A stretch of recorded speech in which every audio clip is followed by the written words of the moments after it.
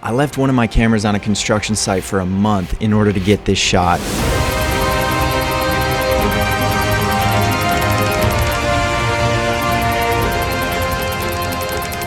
I'm about to break it all down in this video and tell you exactly how I pulled it off and answer all the questions from social media. Just to be clear, there is a proper way to do this, and this isn't that.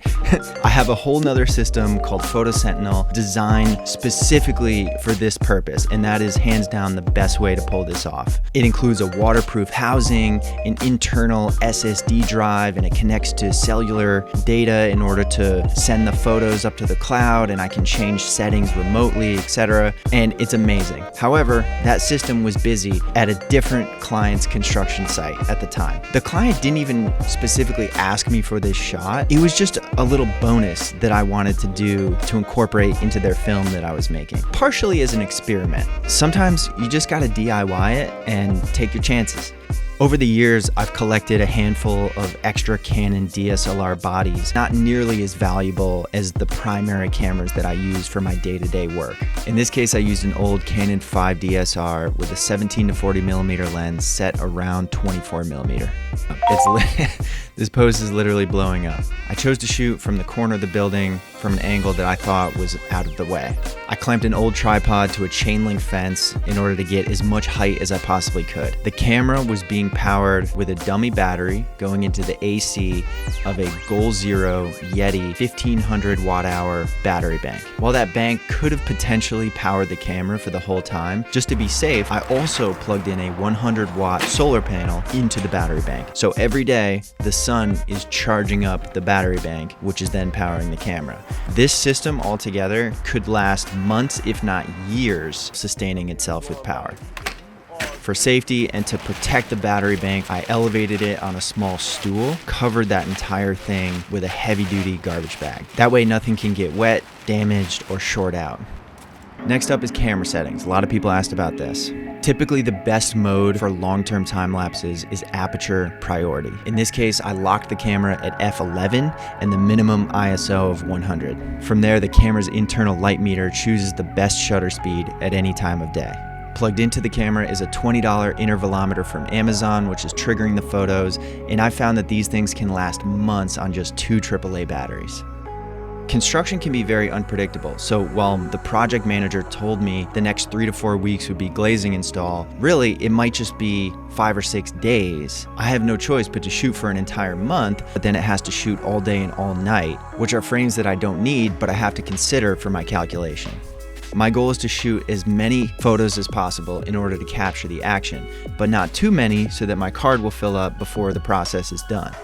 If you really wanted to maximize your storage capacity, you could use both card slots. Theoretically, I could have almost a terabyte or more if I maximize both cards and set my camera to auto switch between cards once one fills up. All right, now here comes the math.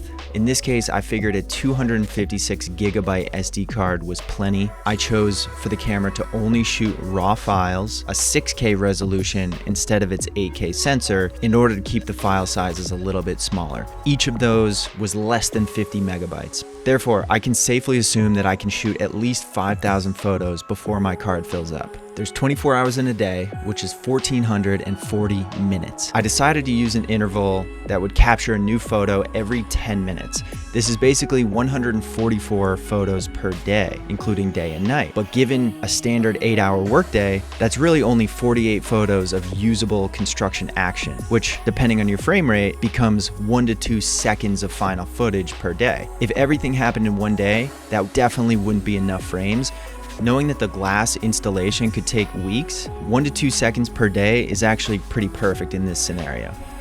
A lot of people asked about the camera overheating. If I was shooting real-time video, that would definitely be a big concern. But in this case, I'm only asking the camera to take a photo every 10 minutes. So it's basically asleep for 99.9% of the time. These old school DSLRs can definitely handle it. Construction dust building up on a lens is definitely a big issue, but I think in 1 month, it's not as much of a concern. In this case, I went back maybe one time to wipe it down, but otherwise it didn't really seem to be that big of a problem. If you are concerned about dust buildup, one strategy that you can use is actually using a wide aperture, aka a low number. So something like f4, f2.8, f1.4. That way, any dust that builds up on the front element of the lens will actually just fall out of focus. Whereas if you're at an f10, f16, it's gonna have a wider depth of field, which brings the dust that's on the front element back into focus, so it becomes more noticeable. All right, post-production. The camera ended up shooting a little over 3,000 frames, and in Lightroom, I separated those into 5-part folders, where part 2 and part 4 were the only segments that I really needed to work with, which narrowed it down to about 1,400 photos. I did some basic edits to the raw files, including a deflicker. I exported those to a subfolder as JPEGs and imported that sequence into Premiere. In the timeline, I trimmed down the clips to delete any gaps I didn't need, including the overnight shots. And I reduced it just to moments of construction action, blending them together with a crossfade. In reality, the motion was very stuttered because the process took 10 days and they just did these little segments at a time. I basically had to cut out all the gaps to make it look like this was a smooth process from start to finish, even though it wasn't. That sequence became a nested clip that I could bring into After Effects in order to add motion tracking stabilization and perspective correction. The final blended clip ended up being about 10 seconds at 30 FPS. In the construction film I made for my client, I let the clip play in its entirety and used a digital zoom animation with scale and position to follow the movement of the glass.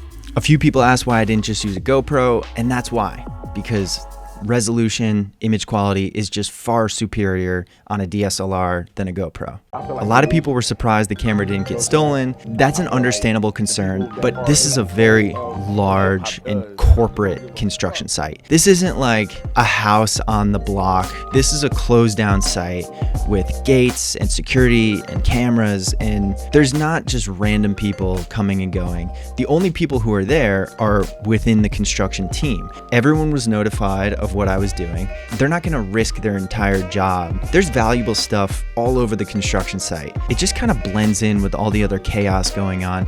Plus it's in a plastic bag. Like, it doesn't look valuable. It wasn't a concern for me. I knew the chance was extremely slim that it would get stolen. This wasn't the deepest of dives. There's still a lot more nuance to it, but I wanted to get something out quickly, and I haven't made a YouTube video in a long time, so I hope you guys enjoyed. Thanks for checking it out. Appreciate you. If you want me to make more of this stuff, then let me know down below. Comment, like, subscribe, do all the things that YouTubers are supposed to ask you to do. And then maybe I'll take this channel more seriously. Much love, y'all. Appreciate you guys. On to the next one.